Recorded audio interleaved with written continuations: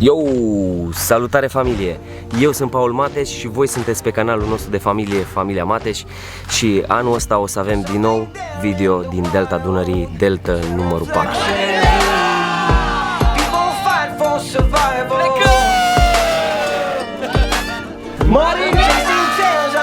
Am luat împreună cu mine încă 9 prieteni ai mei și am plecat în așa zisa supraviețuire pe care o facem în fiecare an, deja a 4-a oară, în care mergem cu canoele și stăm pentru câteva zile pe canale, pe lacuri, prin Delta Dunării. Iar finalul, dragilor, este neașteptat, pentru că îi duc pe băieți către cea mai tare surpriză pe care eu aș putea să le organizez cumva. N-aș zice că e cea mai tare din viața lor, dar e cea mai tare surpriză pe care eu am făcut-o vreodată cuiva.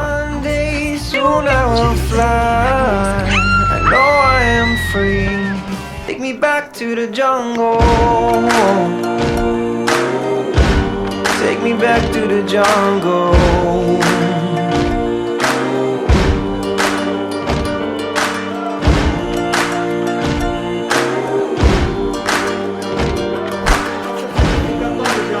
Salutare și bine v-am găsit la un nou vlog! Începe Delta 2022. Suntem la Cristi acasă. Salut, salut! Și de data asta Cristi ne-a adus ceva din America. Produse de survival și un filtru să bei direct din apă. Dacă anul trecut ne-a adus cadou o pălărie, acum ne aduce, știi, de asta filtru de apă în caz de rămânem fără apă să bem direct din Delta și să nu pățim nimic. Am plecat din Brașov de dimineață, iar punctul de întâlnire este la București, la Cristi acasă. Acolo îl mai așteptăm și pe Adi, care mai are ceva de lucru, trebuie să-și încheie ziua. Iar mâine o să vină și Octav și Cosmin. No, îl vedeți voi pe ăsta? În primul an când am fost cu Cristi am rămas fără apă și am ajuns să ne certăm că nu mai aveam apă. Și tare bun ar fi fost o chestie din asta. Asta o să o păstrez. După aia mai avem niște chestii din astea în caz că te deshidratezi foarte tare. Nu știu, ce e asta, Cristi? Asta e un fel de să bagi în apă să omoară ceva? Dacă ai apă murdară. Dacă ai apă murdară. A, deci dacă vrei să bei apă murdară, bagi asta. A venit și Adi! No, bun, hai să anul trecut am făcut accident cu mașina lui Mirel și Mirel a zis, băi, eu nu mai vreau să vin cu mașina, haide să meargă altul din voi. Și am zis, ok, hai că vin eu. Mașina mea nu are probleme, de obicei n-am avut nicio problemă cu ea majoră până acum. Nu mi s-a oprit niciodată în drum și văd că se încinge motorul. Hai să vedem dacă crește temperatura. Crește.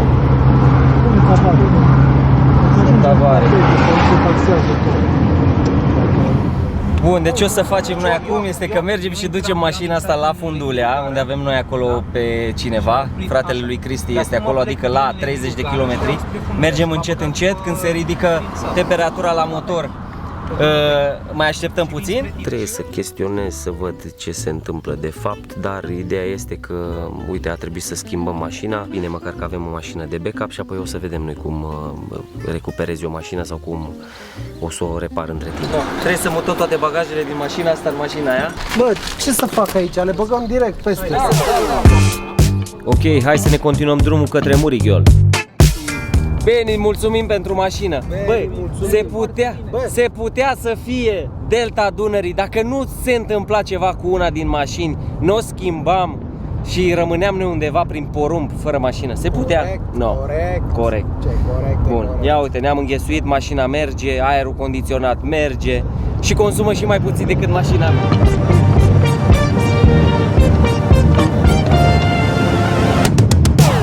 Ia uite, Paul, cine așteaptă în față?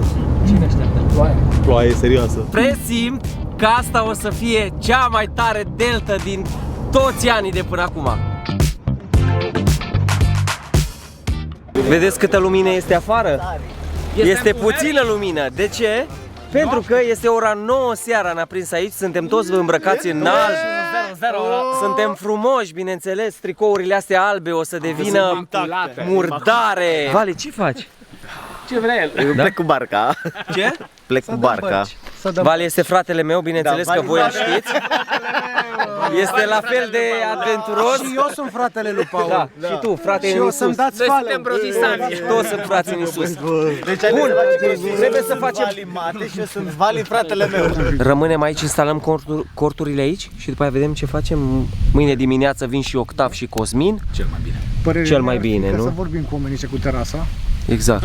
Chiar mi-a zis să nu cumva să vâslești pe ploaie. You better Watch out. You better not cry.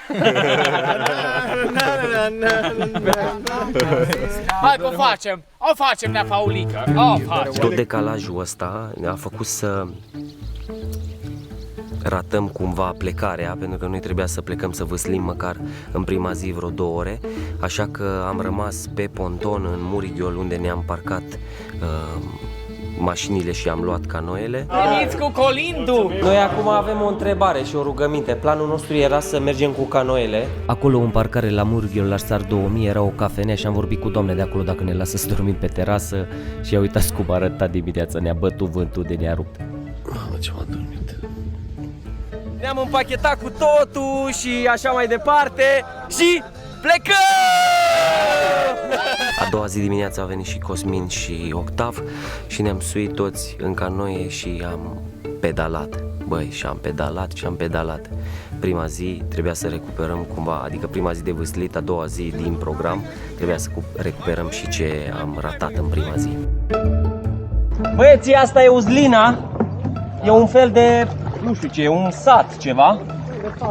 Apar n-am. Planul era ca Octav și Cosmin să vină ei de foarte de dimineață, să vâslească vreo 2 ore și să ajungă în locul de campare unde suntem, unde urma să fim noi, iar apoi să continuăm mai departe de acolo și să ajungem la Karaorman. Până la urmă au venit ei, am plecat toți odată, am început să pedalăm la Uzlina și apoi am luat-o spre lacul Uzlina, Isăcel și am continuat mai departe către Karaorman. Nu că arătăm ca unii care gunoaie, știi? Dar după ce îți uzi toate lucrurile, nu mai vrei să ți se mai udă și atunci le bagi în astea. Ar fi trebuit să avem noi niște echipamente poate și mai speciale, dar aia e. Apropo, m-ați întrebat de unde iau eu canoile. O să vă las un contact în descriere pentru cei care vă interesează. Paul, mai e mult? Are we there yet? Mai mult. Ăla ce greu e, mă. Asta e de fapt poziția de condus. Da, mă, așa trebuie, mă. Dar tu n-ai nimic în spate. Spătar. Senia a venit după noi și am încărcat într-o remorcă canoele ca să câștigăm cam 15 km. Asta ar fi însemnat vreo 3 ore de vâslit. Alo, Bună, Senia! salut! Nu, am făcut cam 2/3 din canal. Eu am 50 de metri și sunt la aici. Oh, super! Ia uitați unde am ajuns! Senia, mulțumim! Cât ți-am băgat azi până aici? 21, adică 20,97, viteza medie 4,43 pe kilometri, în 4 ore Deci 44. aproape 5 km pe oră. Cam cât? Vâslit, cam 5 km pe oră, vâslit prin canale, prin stufăriș, destul de bine. Senia, mulțumim că ai venit după noi! Bine v-am găsit, sănătos, băi! Paul, nu mai pot. Liviu, cum ești? Bine. Bă, Surprinzător de bine. Liviu, anul trecut a fost campion. El a mers dublu pentru că ai fost singur. De la jumate încolo, nu de la jumate, de la un sfert încolo. Anul fost ăsta numai am singur. recuperat, avem pe party. Anul ăsta e Barty, ați împărțit la 2.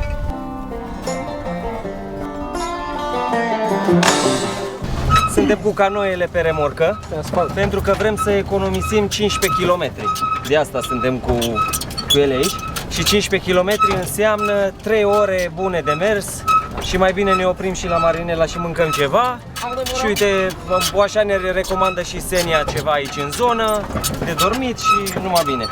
Cum vă uitați voi acum la hartă, uitați-vă de unde ne-a ridicat pe noi Senia și o să vă desenez și în ce zonă o să trebuiască să le dăm jos din remorcă și unde intenționăm să campăm în seara asta.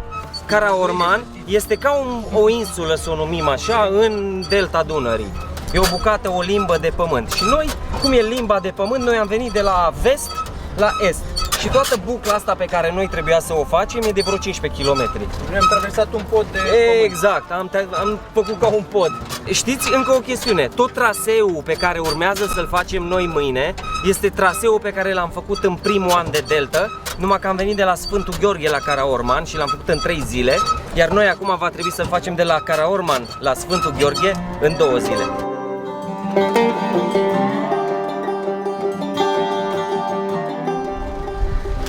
Stai așa că trebuie să te dirijăm aici. Stai că trebuie să te dirijăm încărcătura. Bine ați venit în Karaorman. Exact. Marinela! Da, dacă voi v-ați uitat la vlogurile noastre din Delta, știți că așa am salutat-o prima dată pe Marinela, soția lui Senia. Așa am salutat-o și a doua oară anul trecut și așa o salutăm și anul ăsta. Deci camera sunt persoane. Da, gata, o lăsăm. Da. Servus. Aceeași mărie cu altă pălărie. Adică O îmbrățișare. bună. Ia să vă băieți Bine v-am regăsit. Bine ați venit. Bine v-am regăsit! Da, și el este Vale, fratele meu. Știi cât de camera? Ferească Dumnezeu. Ce? Auzi, Mă, nu mă mai lasă Marinela să filmez, după ce o știe toată țara. ai spus că filmezi, că nu deschideam gura. Vai de Da. viața Băi, mea. este extraordinar să bei un pahar de apă rece după atâția kilometri de vâslit. Dă-te la o parte. Poate să-i ziceți la dânsul, la Vale, să guste un pic icrele astea, că îi plac foarte mult Dacă nu icrele. mănânci, este ok, Vale. le rămâne celălalt mai mult? Mai mult? Da? Vale, ascultă-mă, De ce nu aici am mănâncă? mâncat eu prima dată icre Nu și de mănâncă- atunci nu mănâncă icre? mănânc icre de fiecare dată. Tu nu mănânci pește? Există un... Haide, Vali! Lăsați-l că poate cine știe. Hai ca să nu vomiți. La felul 2 v-am făcut ce? V-am făcut crap și somn crăjit anul ăsta. Este și cald. E cald. Eu când dau de somn direct îmi dau seama că văd un pat așa mare. Dar trebuie să ne premiem între noi care are cel mai murdar tricou.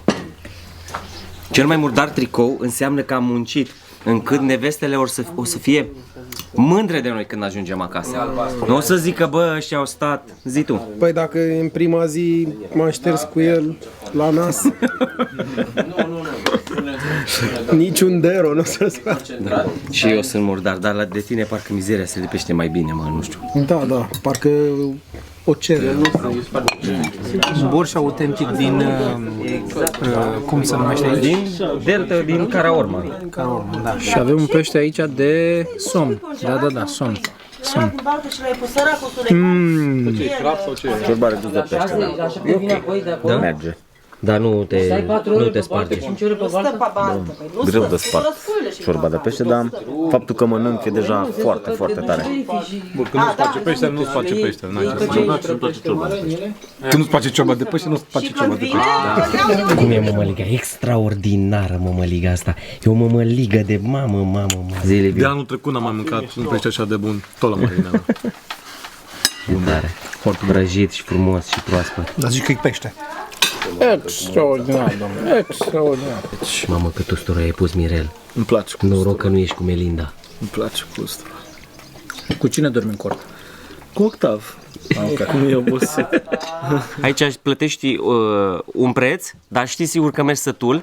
Acasă ai antreu, ai felul 1, felul 2, desert, cafea, Vinulețuri. vin, chestii și sucuri și de toate, știi?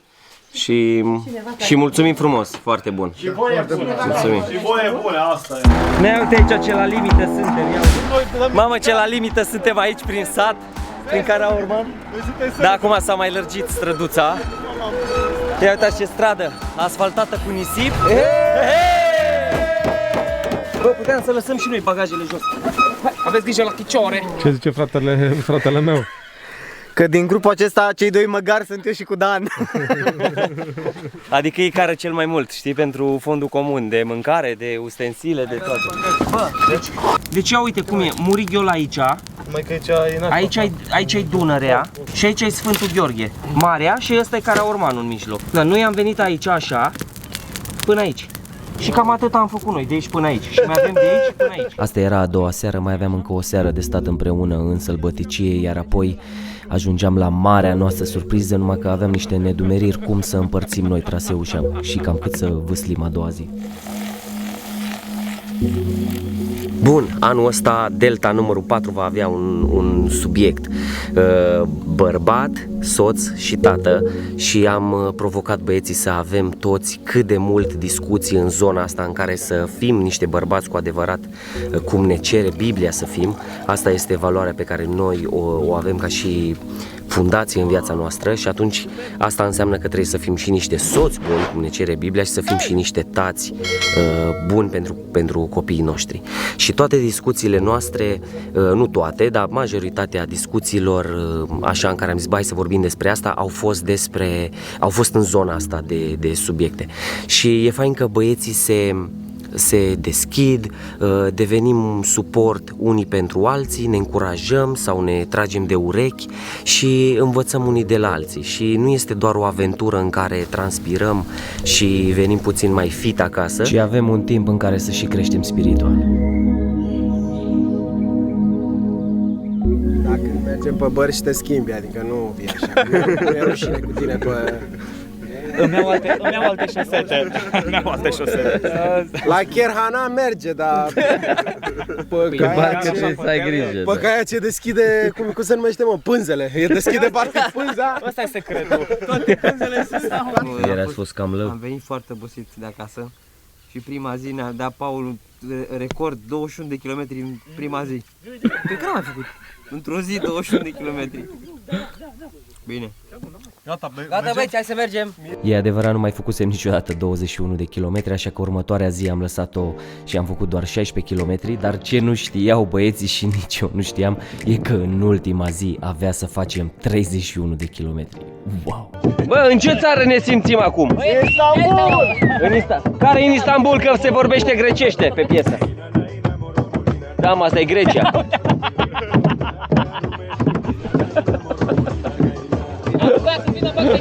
Știți de unde au muzică băieții? Au o boxă din asta pe baterie și are vreo 8 ore sau ceva de genul, poate mai mult, de autonomie și la un moment dat încep ei discoteca și dau drumul la muzică. Suntem ca niște copii mici, ne bălăcim aici. O să las și eu camera și o să mă bag și eu la băiță.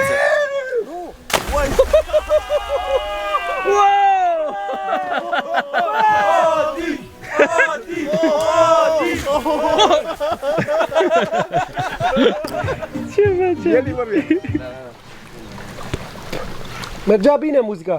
Bă, băiete, mă, ce cauți tu aici? Marcel! Ce faci, Marcel? Bă, băieți, bună seara, mă! Bună seara, Marcel! Băi, Paulică, mă, ce surpriză a făcut el mie! Du-te, mă, de aici! Dă mai aici o îmbrățișare și pe cameră și pe... Ce faci, Marinela? Ce faci, mă, omule? Marcel este prietenul meu de aici, din Delta, cu care ne-am împrietenit acum 3 ani, când am venit la Green Village. Și uite, acum m-a ajutat să fac o surpriză la băieți. Ei nu știu că noi am adus surpriză, pește. chiar e surpriză de ea? Eu asta merg să duc la Marinela, eu nu știam că tu ești aici. Am zis să nu ține, nu mai ține la așa. Nu ține. Bă, băieți, ce pare bine că am adus. Ia, ce ne-ai adus? Bă, ce acolo? Ia. Pe mine m-a scăpat gura și am zis că vreau să le fac o surpriză. Și pentru că nu voiam ca ei să bănuiască că, acum vă zic, că fetele vor veni în Delta pentru toți și vom mai sta împreună încă 2 zile. Vine, auzi. Oleu.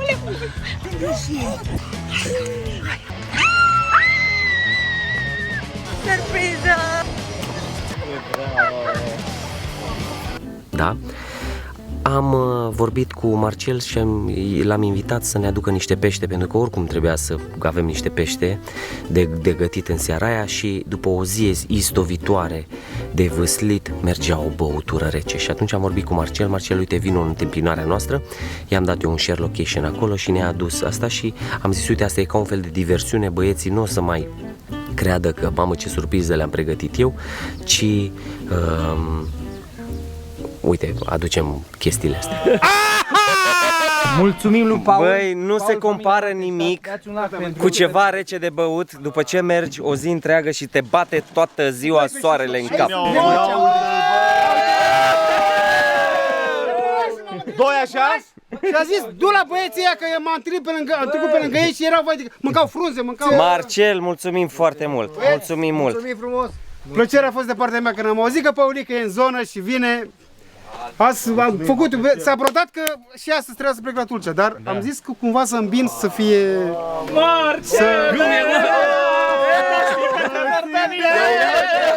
Mamă, cola, cooler, gheață.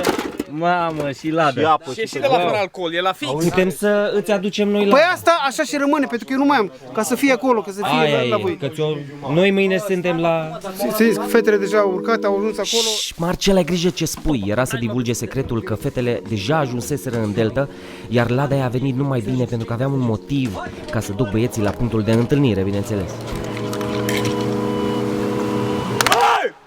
Băi, și eu vreau să zic ceva. Da. Paul, fratele meu. Paul. E fratele meu. Am ajuns la momentul ăla pe care îl vedeți în fiecare vlog de Delta, în care... I-am mușcată. Păi nu, să ai grijă. Cristi și Liviu sunt partenerii mei de gătit tot timpul și curățăm fiecare câte un crap, îi dăm solzii jos. La cât am văzut, îți dai seama, Mâine o să fie... mâine o să fim copți. Uite ce mișto arată de aici, toată lumea face de ceva. Și măruntaiele astea le aruncăm și le dăm pe pică la... Ceilalți pești. La ceilalți pești, știi? La frații lui. Nu te uita. Asta e crap.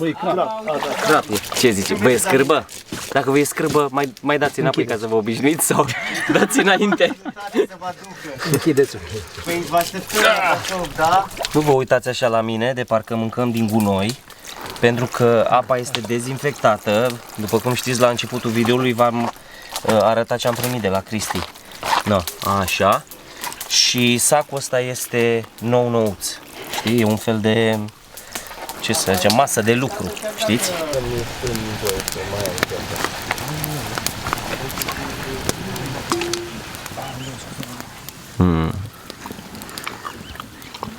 Cum au gustul cartofi ăștia, nu au gust niciun fel de cartofi. Dar știți de ce?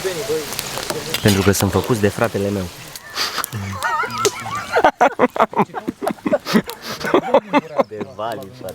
De Vali, da. Vi-l prezint pentru că unii vă uitați de mai demult la noi, alții vă uitați de mai de curând și atunci nu știți și cine sunt persoanele care apar la mine în vlog. Da. Adică să stăm 4 lor. Gătitul împreună este super fain, super fain. Fiecare se implică acolo, fiecare își dă interesul cu ce știe, unii cu curățatul, unul cu prăjitul, unul cu lemnele, unul cu crăcana, unul cu hai să fac un ceai, o nu știu ce. Și uite așa. Noi uitați ce avem aici, crapul nostru în mălai, cartofii prăjiți, sosul de usturoi și cu lămâie. Și asta este cina noastră din seara asta. Este absolut superbă. Și de ce au continuitate ieșirile astea? Că, de ce? Gen, te surprind, știi? Că eram așa, parcă obosit, mă certasem și cu Ana, eram și mă gândeam, deci vin în Delta, da, nu o să vorbesc, dau din vâsle și aia, știi? Dar te surprind, știi, că chestiile astea și mâncarea, gust, după aia oboseala, cu ajungem, nu ajungem, s-a înfundat, s-a mutat o insulă, ce facem? Te surprind, te detașezi, pac, ai ieșit, ai uitat de tot. Oricât de mult ai chinuit să faci acasă o mâncare așa de bună, n-are cum să-ți iasă ca aici. Cine l-ajută pe Cristi cu lumina acolo? Extraordinar de gustoasă. Am mai făcut pește. Da, am mai mâncat ceva pește la viața mea. Și când te servești direct din pungă cu cartofi, Bă, și când ai și ceva rece acolo la ladă, cum e asta, mă? Liviu, mai venim la anul? Bă, dacă anul ăsta cu hernie de disc am venit. Da, chiar că mă. Cu siguranță. Deci fiecare a făcut niște sacrificii, dar ca tine... N-am vrut să ratez așa ceva. Da. Și mă bucur maxim că am venit. Da, și eu mă bucur că am venit cu voi, cu fiecare. Sunteți super tari, fiecare om de aici. Tu ești fain, cum zice Bani. Da. Băi, prințesule! Tu aici mănânci? Eu aici mănânc ca un prințes ce sunt, room service. Foarte bine. Am ieșit un pic în țară acum și mai aiurea că nu putem să stăm cu plasă, trebuie să mâncăm. Ia mâncăm în mișcare. Delicios! Da, Paul! După cum vă ziceam la începutul videoului, acesta este drumul către cea mai tare surpriză pe care eu am organizat-o vreodată cuiva, așa că vă las cu un mic teaser din ce o să urmeze în vlogul următor. Pa!